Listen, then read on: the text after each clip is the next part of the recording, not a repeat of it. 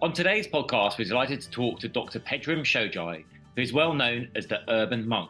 He's a doctor of Oriental medicine, a taoist priest, a qigong master, filmmaker, and a New York Times bestselling author. We met Pedram when we were in the US at a health conference, and we hit it off immediately. In this episode, Dr. Pedram shares his insights on the cause of the midlife crisis, how we often get trapped in the medical system of cure rather than prevention, and how we're constantly being distracted from taking responsibility for our own life.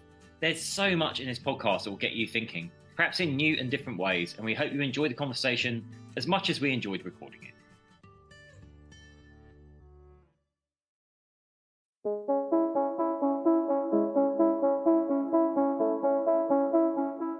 Hi, I'm James Davis. And I'm Claire Davis. We're the Midlife Mentors, here to lift the lid on how to achieve health and happiness. The balanced, no-nonsense way.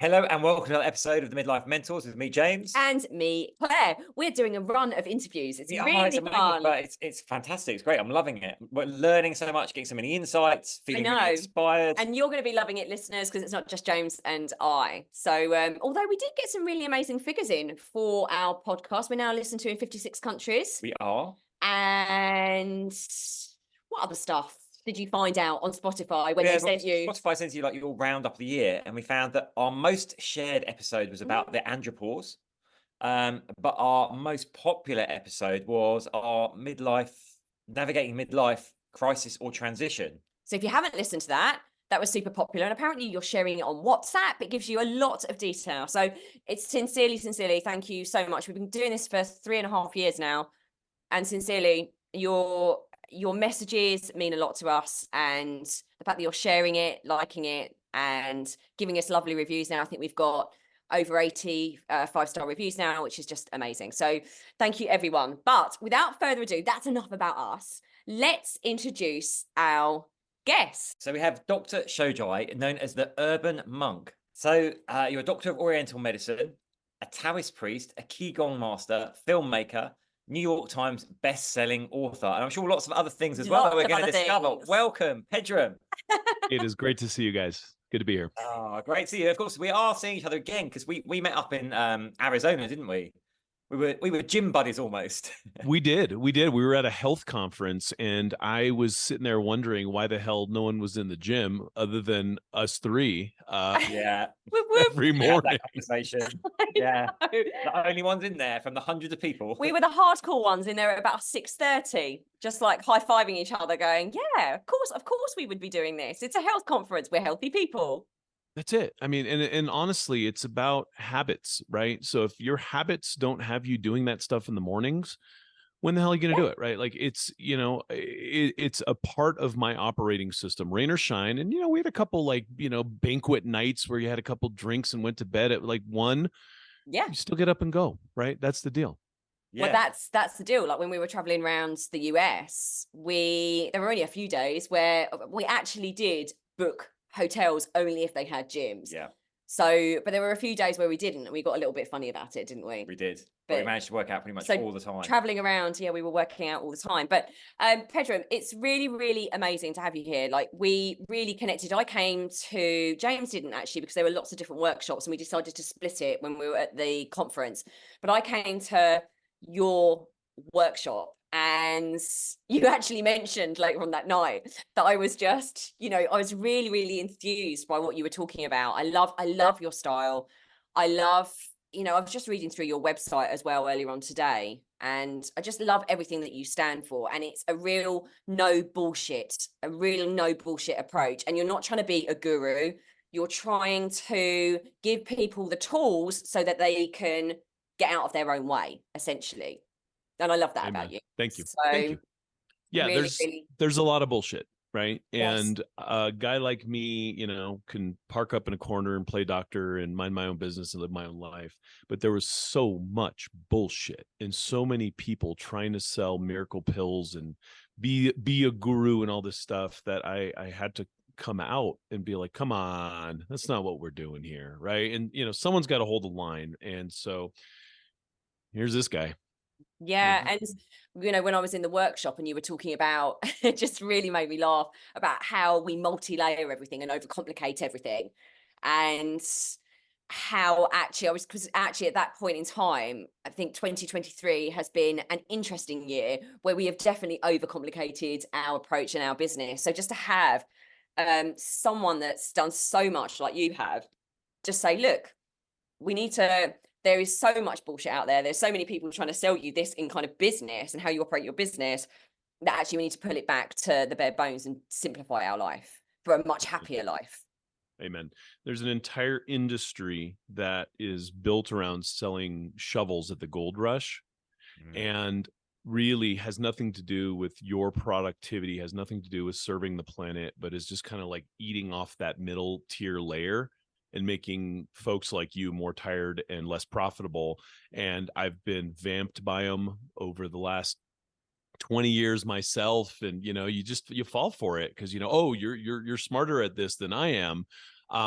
It doesn't necessarily mean they have work ethic. It doesn't necessarily mean that it's going to pencil for your business. It just means that you're bringing in more people you got to worry about, and then you got to bring in more money to pay for those people. And so, it could quickly become exhausting if you are not good at understanding how to hire.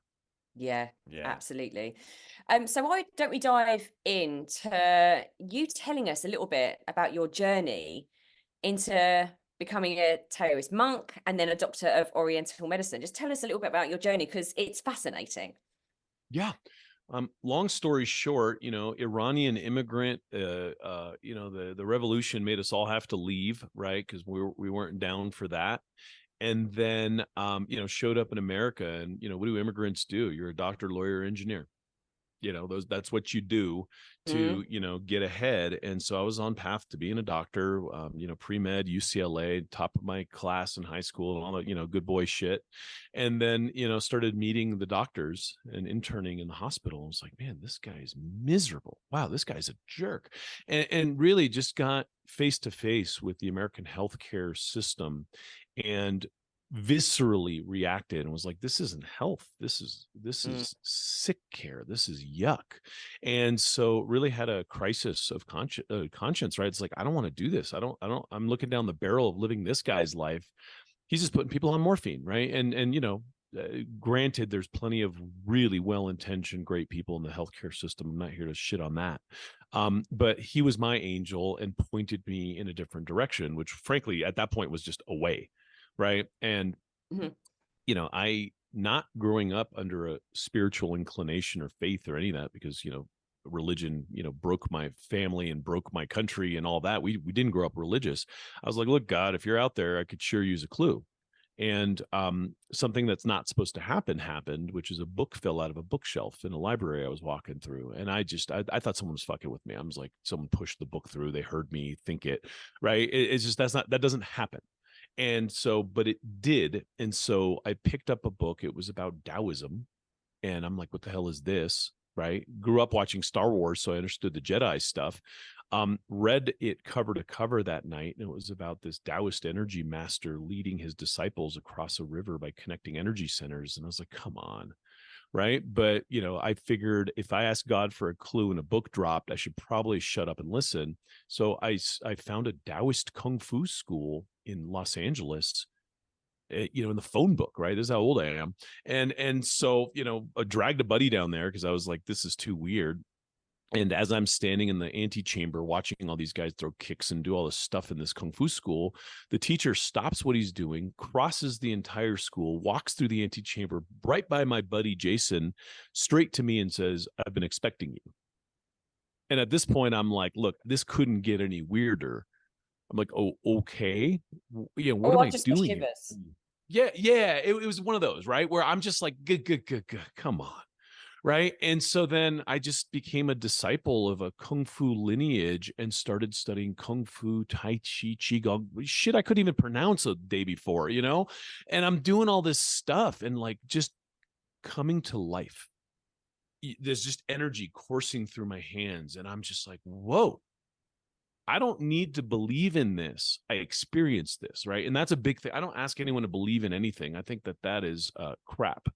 Right. Mm. If you want to, you want to know God, you experience God. You want to know what chi feels like. Let me show you an exercise. Do it for a few days. You'll experience it. And then that experience is an undeniable fact within your Mhm. own consciousness in this Mm. reality of yours. You know, being asked to believe in something, I think is very, very dodgy.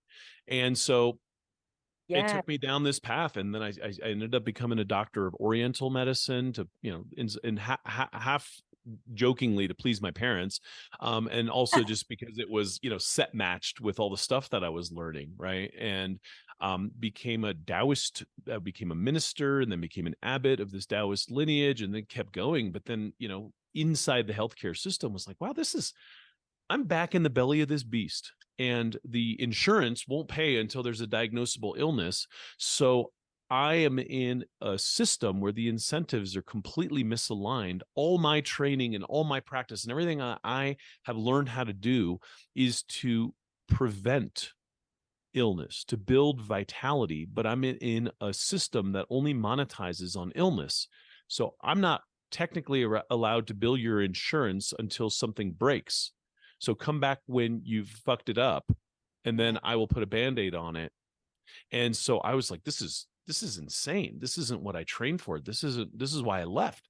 So then I got into corporate wellness, consulting, and then moved into making films and books and realizing that we were losing the propaganda war, and it was the idea of health and the idea of sickness that was the paradigm shift that we needed to really get around, instead of, you know, sitting there, you know, in the mash unit patching up bodies. You got to negotiate peace, like, right? Like, you can't, you know, the mash unit will be busy while people eat Nabisco, while people spray pesticides, while people drink Dr. Pepper, you know, keep going, right? While people have the aberrant lifestyles and think that medicine is there to fix things when they break, you're going to have a, you know, $1 trillion industry that's like Animal Farm, right? So I had to get out. It didn't feel right. And how did that affect you, you know, like from a personal perspective? Because if you don't mind me asking, how old were you when you had, so you did all of that training, which is, to me, that sounds like epic. Like that would have taken years and years and years and years. Like how old were you when you had, I hate using this word, but kind of like epiphany of like, literally my soul can't be in this anymore? How old were you, and what did that feel like? Were you scared? Were you like, oh, you know, what am I going to do now? I was 19 years old, and it was one of the most disorienting moments of a 19-year-old's life. We grew up in the West in a very declarative culture. I'm going to be a doctor. I'm a doctor person. This is who I am. This is what I do. This is the track that I'm on. And, you know, we don't have it like the Aussies do, where you go, you know, go do a walkabout. And, you know, the Israelis after the army, it's like you go, you know, go fuck around, find out who you are, come back and, you know, do something. Right. Mm. We are just on track to join the workforce, get credit cards, and go in the West, right? Like it's Yeah. insane. And so for me to fall off, you know, ranked number 1 in high school, and, you know, on track, like, you know, I was almost a year ahead before I even started at UCLA, and then suddenly, you know, pump the brakes and say, hey, I don't know about this. The entire weight of society and family obligations and what the hell are you doing noise confronted that deep soul feeling of this doesn't feel right. Mm. And then you have to learn to trust your feelings. You have to learn to trust your intuition against the weight of massive systems and habits, and, you know, all of it. It's incredibly disorienting, and and I see a lot of people fall back in, right, and be like, I can't, right, like I can't, you know, my mom's mad, right, whatever it is, right, like I can't. Yeah. Yeah. Well, it's interesting because I always tell the story that it took me 14 years to get out of a career that I absolutely hated. Absolutely hated it. And I was doing stress management, consulting, coaching, all these other things, but I kept falling back, like you said, falling back into my career that earned me money and had status and all that kind of stuff, because that felt important to me, rubbing up against my soul, saying, no, this is wrong. This is what you're doing doesn't feel ethical even to you. So it totally resonates. I was just a little bit older. But it's hard. I mean, first of all, that's like an accelerated aging program, right? Doing that which your soul hates is grinding. It's grinding. You want to talk about midlife crisis? I mean, there's the formula, right? Just do shit you don't like, right? It's horrible. But also, look, there are the way the system works is there are tried and true catch basins. You know how easy it is for me to just, being a smart guy going into college, to go sell money, right? Like go into the banking system and, do the thing and make the money and have the cars and all that crap. I mean, there are easy, well-burned paths, right? When you are playing along. And when you start to question and when you start to, reconsider things, you're in the wild world of entrepreneurs and parasites and danger and all of it. And so it is a rough road. You got to change your sneakers, you got to pack some water, and then you got to figure out stuff. And there are no training manuals for 85% of the stuff that I've done since I left that life, right? And so, probably burned off my hair figuring it out. I know. Well, I always say I've definitely got more grey hairs in the last 8 years of running our own business.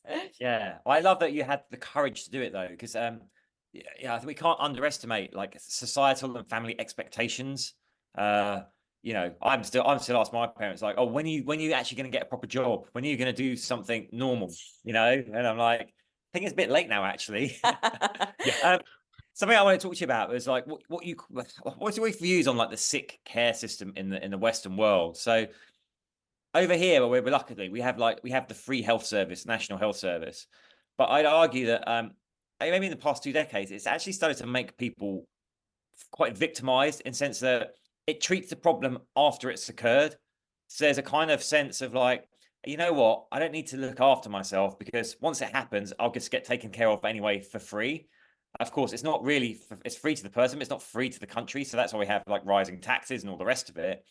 And it's interesting that the information is out there about what people should be doing. Millions is spent on campaigns saying, eat less of this, move your body more.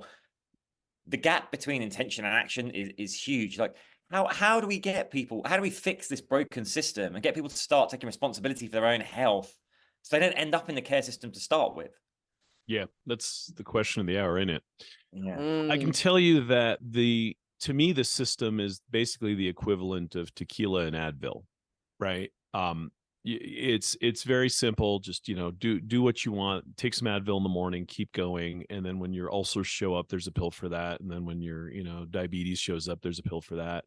And you're just being vamped, right? You're being extracted upon. And so it's been a long journey for me, starting as a monk, going into healthcare, doing all that. And then I did, I've done films on health and environment and conscious capitalism. I've done, 10-part series on different, very specific areas of health, saying, look, if I could just teach them to fix their gut, and there's all these areas where we know the levers are, but as far as, I have a lot of pro poker player friends, say the saying is, I'm so broke, I can't pay attention.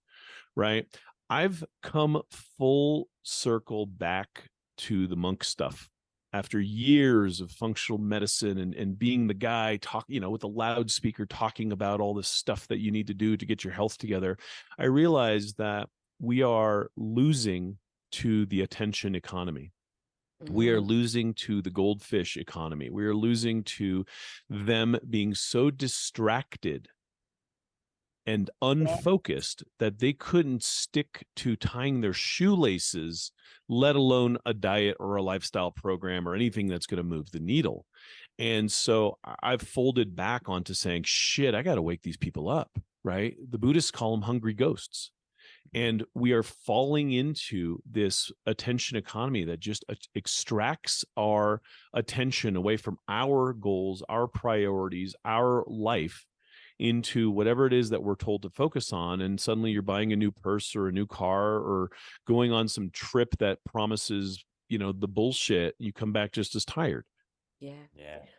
Do you know, like, I just really felt that in the depths of my soul when you said that, because we have these conversations between us. We have these conversations with other people frequently, that people just want this constant distraction because they don't want to feel, they don't want to be in pain, they don't want to have to fix themselves, and then phones and social media, it just gives them an opportunity to constantly hide from what needs to be done, because they're in a quick fix society. They're in, their attention is in like a millisecond, so they don't want to do anything that's going to cause them to have to focus and do the work. So it's much easier to, and I hate to say this, but I'm going to say it anyway, to play the victim and to say, oh, poor me, this is why I'm like this is why I'm, no, it's because you're distracted, you don't want to feel, you don't want to do the work, you don't want to take responsibility. Yeah. And that's not a popular message, right? It's And not. that's the problem, right? Like, I come from a tradition of Kung Fu. The literal translation of Kung Fu, well, two ways to translate it. One is eat bitter, the other is work hard. None of those sell in marketing copy, right? Who the hell wants to work hard?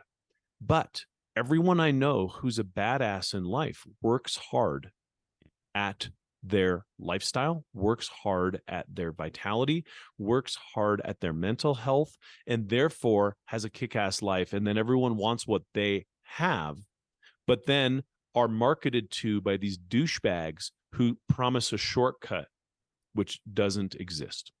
Yeah. So true. It's so true, isn't it?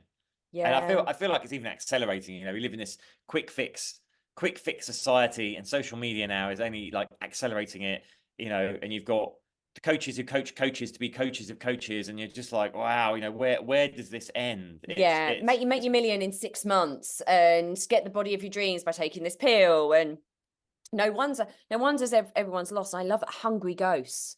I mean, like, how compelling an idea is that? It's, we're all searching for something, this kind of missing hole within us in all the wrong places. Yeah, I just want to be very clear that that's not a Pedram original. Like, the Buddha himself said that, right? That is a Buddhist concept. And if you think about the orientation of looking for solutions, looking for answers, looking for peace, looking for protection, looking for health, looking for love outside yourself, you're a hungry ghost. Yeah. Boom. And and I just want to share, I know I've shared this on to a degree on a couple of podcasts recently, but earlier on in the year I had burnout, and it was from constantly looking outside myself, striving. And here's the thing, the irony is, I've been a stress management consultant for years. We go into organizations, we talk about this stuff, you talk about it, but actually what you said right at the beginning as well, about knowing something, believing something, or feeling it goes from the mind to the heart space. And I think what happened for me when I went through the burnout was I had to come out of my mind, which is constantly seeking things outside of myself, and come into the heart and actually ask myself what's missing, like what's really, really missing within me. And that's where I, reclaimed my faith, really, actually, and realized that there was a God-shaped hole within me that needed nurturing. And it's made my life completely different since then. I'm still growing, but it's made my life very, very different. And I think that's what we're talking about here, isn't it? It's like constantly looking outside ourselves.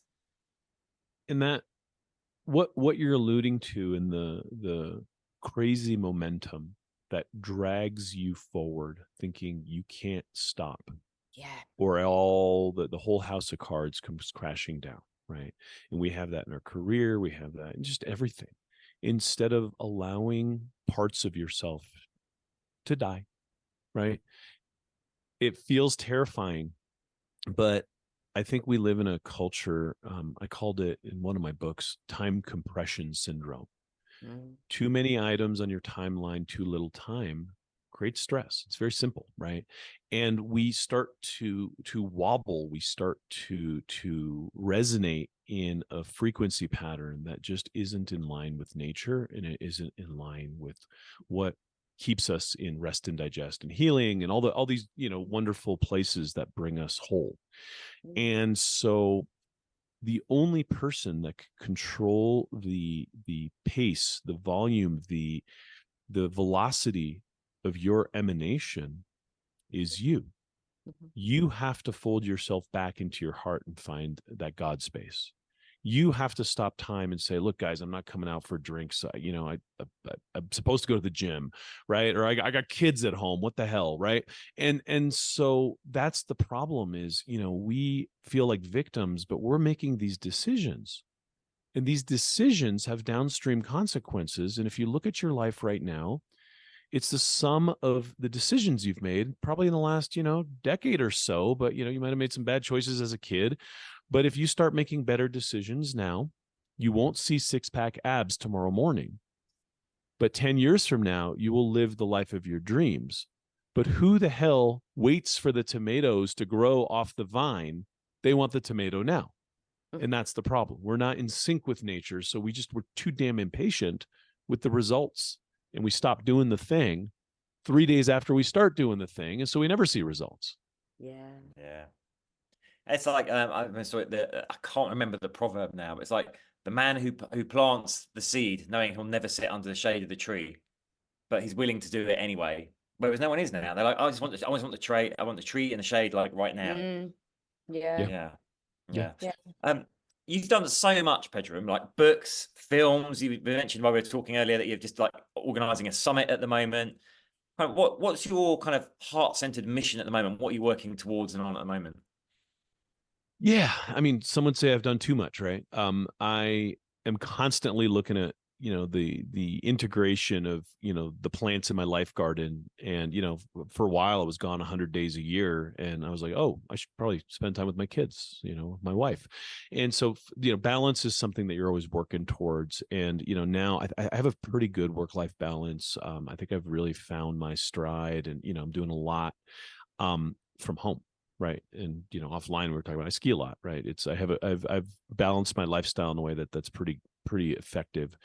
I've really fallen back on this concept of waking people up and getting them back from the attention economy and changing the way they think so that they then have a better operating system.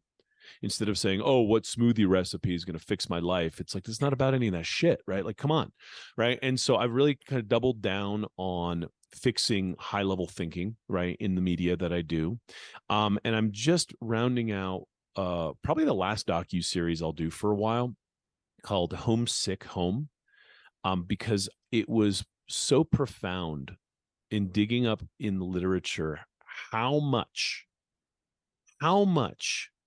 toxicity we are exposing ourselves to inside the four walls of our own homes, like 100 times worse air quality. Like, you just bought that stupid plastic thing, it's outgassing, the scented candle, the mattress. And so looking at, and what led me down this path was I had a bout of insomnia after coming back from summer in Europe. And I've never had insomnia, right? I'm a pretty relaxed guy. It's like, why the hell is this guy not sleeping? And I dug into the literature and realized that I had developed endotoxemia because I just went weapons free with gelatos and pastas and, what you do when you're traveling in Europe. And in Italy, pasta. when in Rome. Yeah, exactly, when in exactly. Rome. And I realized that there was a price to pay, and my gut lining was unhappy. And what was happening was the bacterial colonies in my gut, and the inflammation was leading to lipopolysaccharides, waking up my system and saying, hey, it's not safe. And so I started looking at all these alarm systems and why people aren't sleeping and why people's central nervous systems can't relax. And it was like clear as day that gut lining, stuff that I've already done media on leads to that. But then I started uncovering all these toxins. How the hell are you going to feel safe if you're huffing paint? How are you going to feel safe if you have flame retardant chemicals on the sheets that you just bought? And so as I started digging this up, I was like, oh my God, this is a really big story. And so we're just finishing a 6-part series on this. And, Wow. it's gotten me changing a lot of things. Like our Wi-Fi goes off at night. Like yes, the EMF, I thought it was bullshit. I thought it was like hippie woo quantum chip bullshit. And then I started looking at it going, oh no, this is a thing. Uh-oh. Right. And so, getting your vitality going, I think has, it's assets and liabilities, right? What you want to do is cut out the things that take away the liabilities that take away your vitality. So it's like, okay, why am I sitting around all these buzzing things? Why are all these things plugged in by my bed? Why am I huffing paint? Why is the gas in my kitchen leaking and I never looked at it? So you got to look at all of the inputs, minimize those, and then you do these life begetting, vitality generating practices like the green smoothies and the qigong and the yoga and the prayer and all of it to bring up the assets. And in doing so, you really start to tilt the scales, and then people start coming back to life. And so again, I'm a guy always looking for leverage because we're losing, right? We are losing in healthcare. People think Ozempic is an answer. Here's I saw a one question. of your latest videos. I saw one of your latest videos about that, and I was like, "Woohoo!" But yeah, it's impact. It's Yeah. And listen, if you're morbidly obese and you're about to croak because of it, absolutely, it's wonderful. But people who are 20 pounds overweight who think Ozempic's going to fix them, guess what happens when you lose the 20 pounds? No one's going to prescribe that shit to you anymore. And then you got to learn how to eat better anyways, or you're on the black market trying to find Ozempic like some sort of crack whore, right? Like it's insane. Welcome to the medical model. Again, the pill doesn't fix it. Stop that, right? I know it is. It beggars belief, to be honest. It really does. It's a bugbear of mine. So over here, they've just announced they're going to actually prescribe it on the NHS to people. So they'll get 2 years of Ozempic. But that's great. But like they'll lose the weight in those 2 years, but there's no behavior change, no belief change, no habit change with it. As soon as they stop, guess what? They're just going to pile the weight straight back on again. Totally. And the pharma model is great because then there'll be a customer again in another 90-day cycle. Right. Yeah. If you are part of the parasitic extraction oriented system, you just feed them the nachos and the Doritos and the whatever, and let them do the ups and downs. Now it's medically indicated. They get back on the pills. Taxpayer could grumble a little bit. The taxpayer is told to look at like the Nigerian immigrants or the Mexicans. The taxpayer is distracted by problems that aren't the real problems, and they're just paying for this stupid animal farm. It's insane. Yes. Yeah. It's so refreshing as well to have these conversations, because we have these conversations between ourselves all the time. And actually, they don't really know what the long-term negative implications of people being on this. Well, no one's taking it long term. No one's taking exactly. No one's taking it long term enough to actually know what the side effects are. But so it's so true what you say about distraction, though. Like in thousands of years, we've learned nothing. Because even in ancient Rome, it was like bread and circuses, i.e., keep the people fed and distracted. then they don't know what's going on. And then look what happened to Rome. Exactly. The Roman Empire. So having worked, a little question for you, having worked with so many people over the years, what are some of the most common things that prevent people from optimal health? I mean, we've covered some of this stuff, but if you were to pinpoint in everything you've done, because you've done so much, what is it that really prevents people from reaching their optimum health? Yeah, first you have to immediately, right now, as you're listening to this, decide that you're not going to be a victim ever again. Point blank, whatever has gone on is your fault. And because you didn't know it means that you didn't know it, but it's still your fault. So get back on the horse and take control of your life. I don't care what it was. Listen, there was atrocities that occurred with my family coming out of a revolution. I refuse to be a victim. I move forward, right?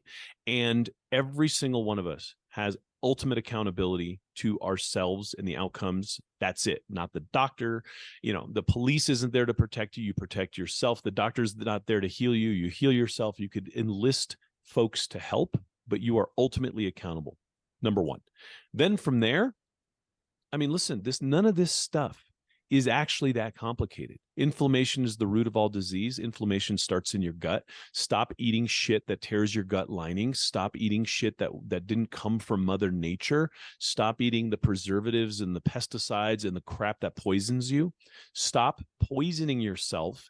Allow 90 days for your gut lining to heal. You will turn over those endothelial cells. Within 6 months, you are a new person, and then you start building muscle so that your mitochondria could crank out more energy, and that energy is like cash, and then you could invest it forward in your life. It's not that complicated.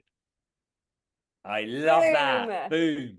I love all of that. I have this big Cheshire cat grin on my face. Exactly that. It's like listening to conversations that we have between ourselves all the time. But like you say, it's not a popular view, is it? I did, for example, I did a TikTok video a little while back about victims, like playing the victim. Take responsibility for your life, not just your health, but for your life. Oh my goodness. I had equal parts of, 100% agree.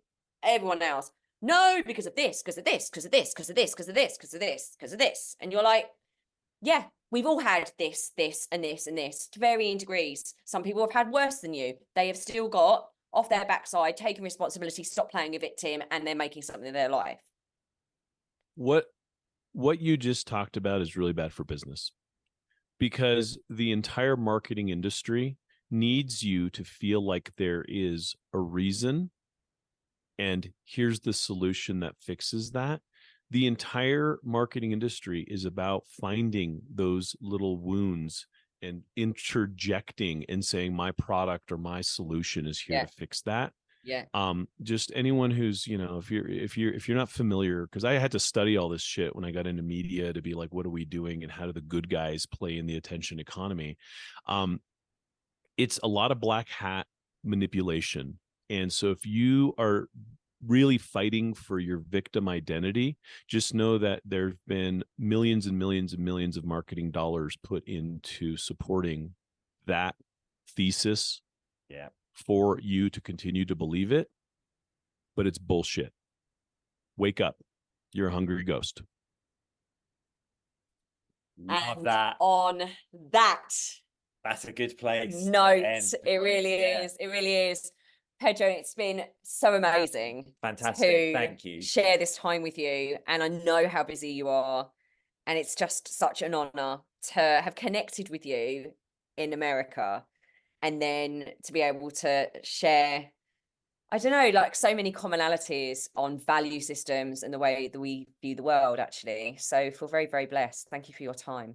So if people, because I know they're going to want to, how do they find out more about you? How do they connect with you? Can you share that?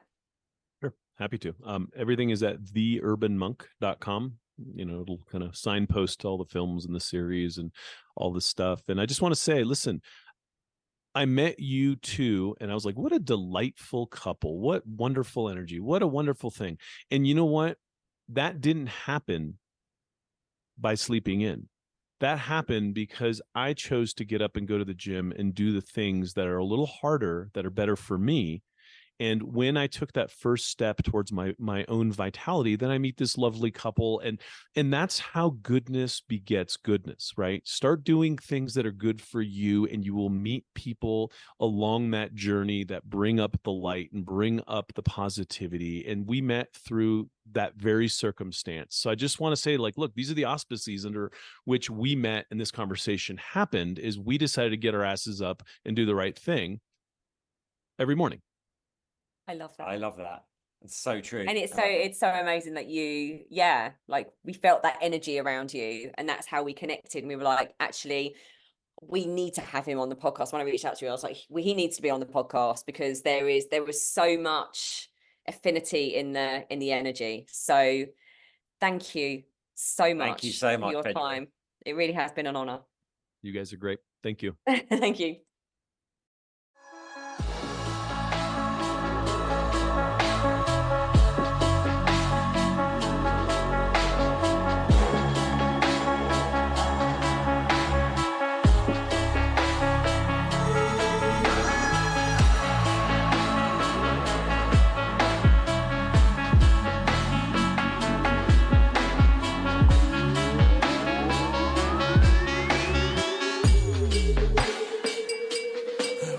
Yeah. You've been listening to the Midlife Mentors with Claire and James Davis. We'd love to hear from you. So drop us a line at info@themidlifementors.com with any questions or topic suggestions. And make sure you join us on our Facebook page and YouTube channel. You can find us under the Midlife Mentors. Yeah.